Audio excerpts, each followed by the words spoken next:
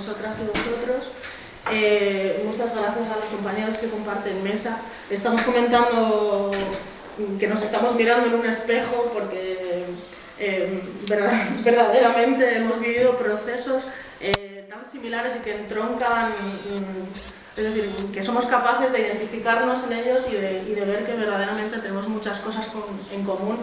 y algo muy importante que articular, ¿no? Entonces, bueno, yo voy a empezar un poco comentándoos las notas que he tomado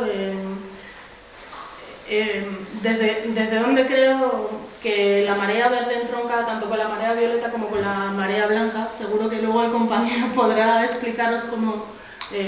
la marea negra entronca también con la verde. Me ha gustado mucho la intervención de la compañera cuando se ha referido a cómo los recortes sociales están suponiendo un reparto desigual de los cuidados. Esto en educación es una cosa muy evidente. Por ejemplo, en la educación infantil, que es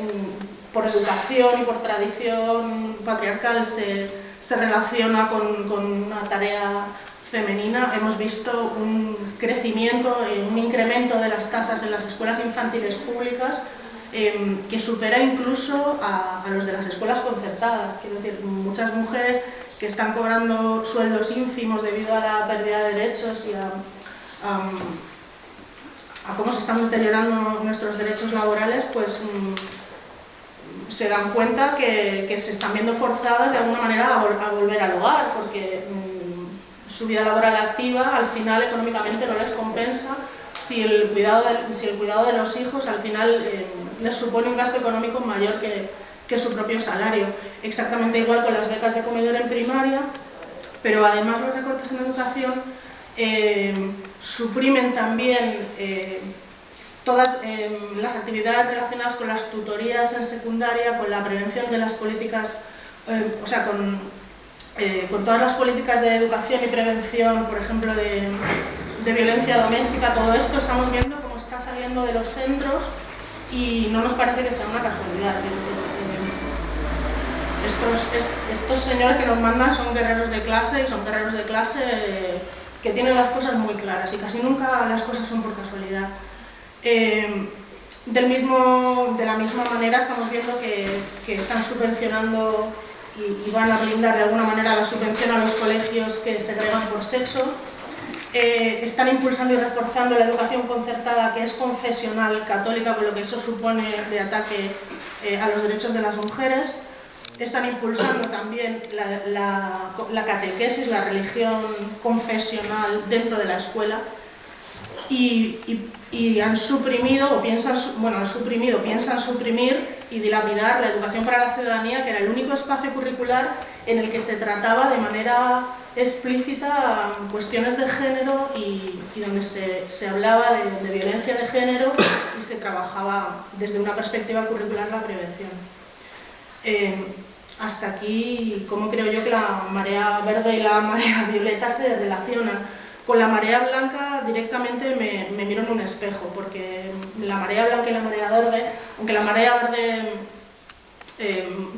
tuvo unas peculiaridades por ser la primera y tuvo que vencer quizá más vacíos y más incertidumbre, y caló un poco más el discurso mentiroso del gobierno que tenemos en el poder, de que se trataba de un conflicto laboral, de que los trabajadores de la educación éramos unos privilegiados, de que en realidad los recortes no iban a afectar a la calidad del servicio. Es decir, sí hemos visto cómo a medida que este patrón se ha ido lanzando un colectivo detrás de otro, la gente se ha dado cuenta de, bueno, ya empezamos otra vez, ¿no? Primero atacamos, después recortamos y después después aniquilamos el movimiento a base de arrollarles con nuestra mayoría absoluta y pues bueno.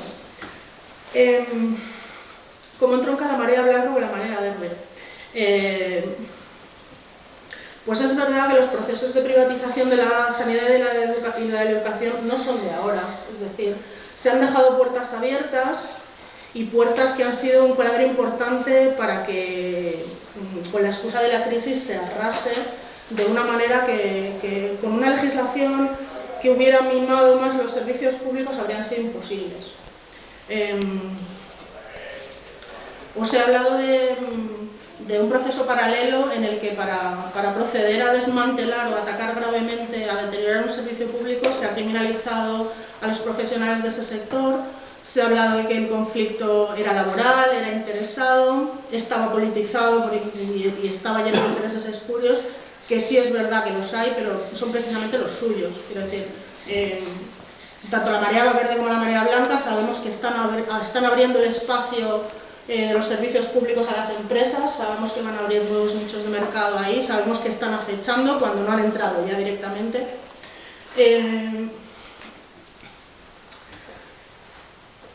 Hemos visto claramente cómo se ha usado la excusa de la crisis para privatizar, cuando en educación, en el año en el que se desbordó el conflicto con la marea verde, que fue en septiembre de 2011, nos presentan los recortes en educación como una medida de ahorro que no va a afectar para nada la calidad del servicio, el mismo mes que nos enteramos de que se están aumentando las desgravaciones fiscales a la escuela privada financiada con fondos públicos, es decir, que incluso las familias con unas rentas más altas se ha ampliado el espacio para que se desgraven el colegio privado, totalmente privado de sus hijos, ya no solamente la escuela privada sostenida con fondos públicos, sino desgravaciones fiscales por cosas como uniformes, clases extraescolares, es decir, cuando nosotros empiezan a recortar lo básico. Ahora os voy a hablar un poco de ahora. Bueno, sí, dos cosas más en las que creo que la marea verde y la blanca entroncan. Yo también quiero referirme a la influencia que ha tenido el movimiento 15M en cómo se han organizado los distintos sectores que están implicados en una marea, ¿no? Porque hemos visto que esto, como transciende el conflicto laboral, pues implica a determinados sectores que son, además de los trabajadores, los usuarios y, digamos, al ser pilares fundamentales del estado de bienestar, pues al resto de la sociedad. Sí ha habido, luego lo comentaré después un poco en detalle, pero sí ha habido cierta influencia en la manera de actuar y sí ha habido cierta inspiración en hacerlos más participativos, más horizontales, más abiertos y en no dar ciertas cosas por sentadas y querer hablar de todo, ¿no? Y querer hacerlo de tú a tú con organizaciones sindicales y con otros agentes sociales. Y bueno, como los compañeros de la marea blanca hemos pasado por momentos de desmoralización, hemos asumido las derrotas, pero bueno, ahora haré un repaso un poco más general por lo que ha sido la marea verde. Pues bueno, como os he contado, el conflicto estalló en septiembre de 2011, con un detonante que podría haber sido cualquier otro, pero que a mí sí me parece significativo que haya sido el que fue, y no fue un componente salarial, no fue un componente exclusivamente de deterioro de las condiciones laborales, aunque obviamente las hay, pero no de forma exclusiva. A nosotros en septiembre de 2011 en pleno verano se nos anunciaron unas instrucciones de principio de curso que suponían un recorte, un diezmo muy significativo de las plantillas del profesorado en los centros de educación secundaria, y eso implicaba dos cosas, aparte del despido de compañeros a miles, quiero decir, estamos hablando de entre 2.000 y 3.000 profesores interinos que directamente dejaron de trabajar ese curso. Lo que se tocó no solo afecta a la calidad de la educación, es que afecta a lo que nosotros consideramos el pilar de la escuela pública, que es la posibilidad de articular mecanismos para atender a la diversidad. Es decir, no solo iba a afectar a la calidad de la educación, sino que iba a afectar a la calidad de la educación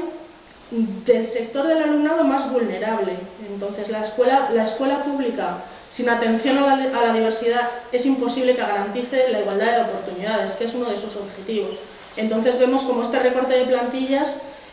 pasa por aumentar el número de alumnos por aula, por reducir la atención a la diversidad, todos los programas de compensatoria, de diversificación curricular, de apoyo, etcétera, es lo primero que se elimina. Y a nosotros esto, mientras aumenta el alumnado a la pública, entre otras causas, porque se empiezan a notar los efectos de la crisis y vemos como el flujo de alumnos hacia los centros públicos es mayor, reducir la atención y reducirla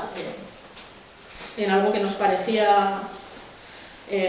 fundamental, como es esto que os comentaba, además de las tutorías, pues hizo saltar la chispa de la movilización. Fue una explosión, es decir, el descontento fue muy efervescente, la marea verde en todo el proceso. Quizá falló un poco a la hora de articularse como un movimiento mucho más sólido y bueno, os voy a hablar ahora un poco de lo que yo considero los logros o las fortalezas que conseguimos con todas las movilizaciones, que incluyeron una serie, bueno, pues fue una respuesta bastante digna, que incluyó entre 12 y 14 huelgas con bastante seguimiento, manifestaciones muy multitudinarias, la integración de los padres y de parte del alumnado en las movilizaciones, porque uno de nuestros objetivos desde el principio fue intentar combatir las mentiras de los medios de comunicación y la campaña de ataques que se lanzaba con el poder,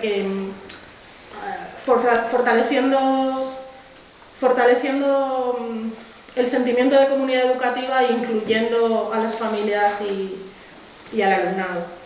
En cuanto a logros y fortalezas, aunque hayan sido muy limitados, se consiguió una visibilización del conflicto. Fue todo un acierto lo de las camisetas, quiero decir, conseguimos hacerlo visible y conseguimos sensibilizar, quizá no a todos los sectores sociales y a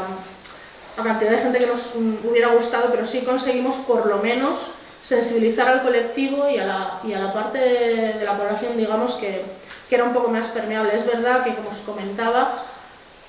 el proceso de deterioro de la escuela pública viene de lejos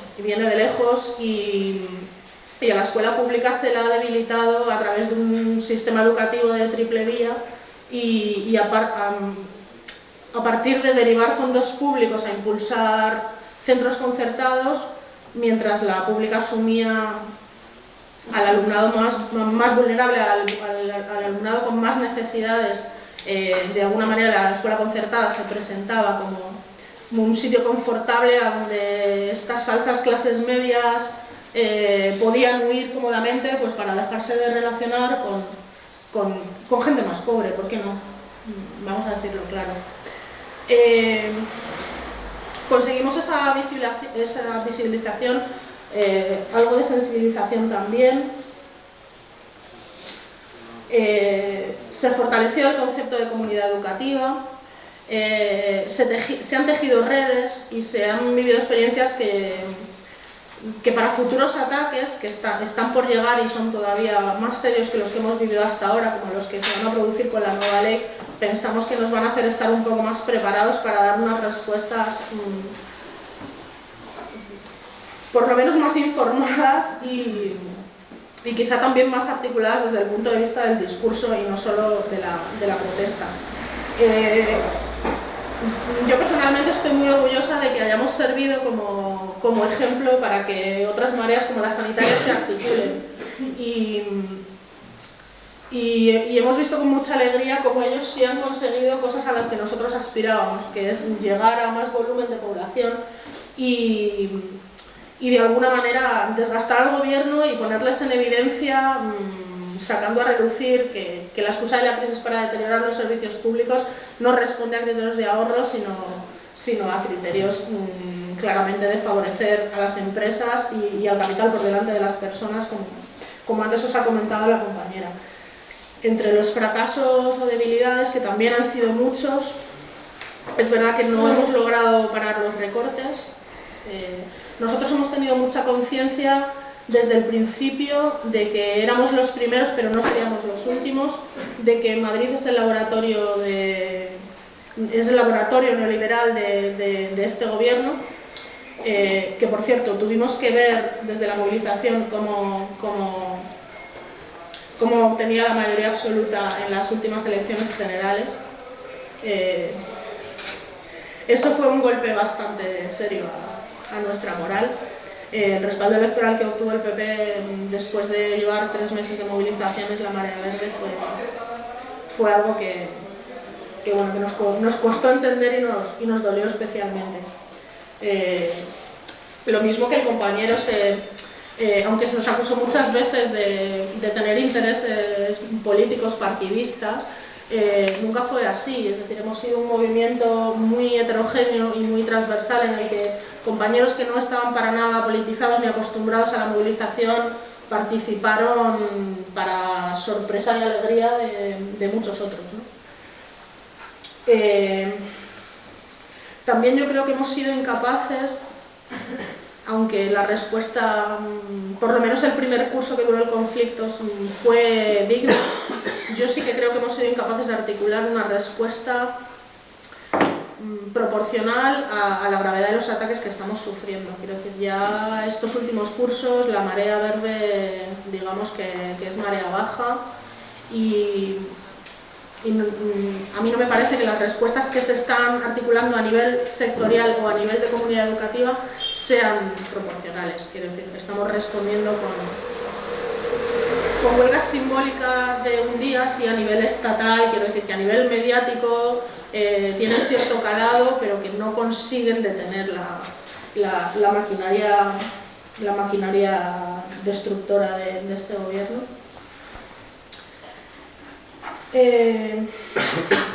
Cierto desánimo también, desánimo y frustración que quizá lastre respuestas posteriores o movilizaciones posteriores. Y en cuanto a las reflexiones para el debate, que es el último punto en el que luego, si hay un intercambio, me gustaría, para que no sea aburrido, que participarais. El compañero lo ha señalado también, y me gustaría hablar de cómo la articulación de un movimiento social que de alguna manera incluye pero supera la movilización convocada exclusivamente por organizaciones sindicales, cómo se integra para que sea cómoda para ambas partes. Quiero decir, los sindicatos en la Marea Verde han tenido un papel fundamental como articuladores de la protesta, pero sí es cierto que cuando, digamos, la movilización ha superado el volumen y ha exigido más horizontalidad, más participación, más presencia del profesorado en la toma de decisiones, yo creo que ha habido momentos en los que ellos se han sentido más cómodos en su función de representantes que en la de agentes, y creo que ha faltado quizá un poco de generosidad en algunos momentos. En cuanto a movimiento ciudadano, lo mismo, es decir, la marea verde costó mucho y fue muy decepcionante también ver como movimiento como el 15M no terminaba de entroncar, porque veían que era una movilización de alguna manera más articulada desde la perspectiva sindical, y aquello a nosotros nos da mucha tristeza porque nos sentíamos un poco en un sándwich, es decir, estos no nos dejan ampliar nuestra participación y no nos dejan asumir una especie de mayoría de edad en la toma de decisiones porque bueno, tienen articulado de alguna manera la representación sindical así, de una manera que muchos desconocemos, el simple funcionamiento de las asambleas, que no eran asambleas sino mesas sindicales que hablaban a un auditorio. A mucha gente le chirriaba. Por otro lado, el 15M pues no se terminaba de integrar en las movilizaciones por lo mismo. Entonces, bueno, cosa que con mucha alegría he visto superada en la marea blanca, y que creo que ese sí que ha sido un paso ejemplar importante, y en los que de alguna manera se han sobrepasado esos errores que nosotros cometimos y que yo creo que afectaron a la movilización de forma negativa. Y bueno, ya para terminar, lo que nos queda de la marea verde hoy, yo coincido con el compañero en que la marea ciudadana y la suma de las mareas es el espacio natural en el que nos vamos a tener que empezar a mover, que es una manera de superar el fracaso inmediato que se relaciona con el hecho de que no hemos podido parar los recortes, que no hemos podido parar las agresiones, pero sí es una manera de trascender eso y decir, bueno, pero ahora somos conscientes, estamos organizados, somos muchos, y ya no nos vamos a por la Consejería de Educación, a por la Consejería de Sanidad o a por la Consejería de Asuntos Sociales, sino que nos vamos directamente a por las políticas de austericidio que se nos están imponiendo, porque conocemos dónde está el origen de todo esto y no queremos ser víctimas cuando somos inocentes a la hora de haberlo generado. Y bueno,